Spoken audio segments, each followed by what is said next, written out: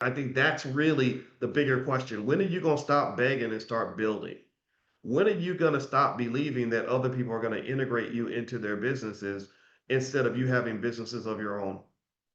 Why are you sending 1 million of your young people every year to HBCUs and white universities, also they can learn how to simply get jobs and never build for their own community? That is a mental illness. That is economic Stockholm syndrome. That is absolute sickness. Because then at that point, all you're going to do is you're going to be hating outside the club for the rest of your life.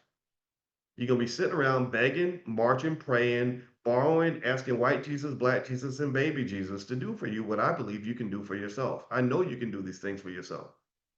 So if you want to know how I feel about the boycott, I'm like, okay, sure, why not? But I don't care. And the reason I don't care is because it doesn't work. All it can do, don't get me wrong, it does work in terms of making your voice heard. Sure. Okay. Good. It does work in terms of reducing the stock price, so which that's good. Shows the power of the black consumer.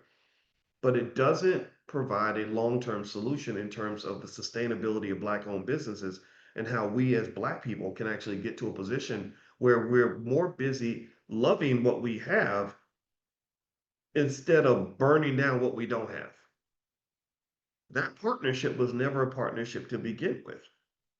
And this idea that somehow getting other folks to accept you is your key to freedom and salvation is a failed experiment. There are very few, even CEOs, even black CEOs are not free to really do what they want.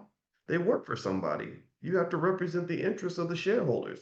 I'm a shareholder, I know that. You better do what we say. We own the company. So what I want to help you understand and convince you to consider is after you finish marching and praying and boycotting, I want you to start investing.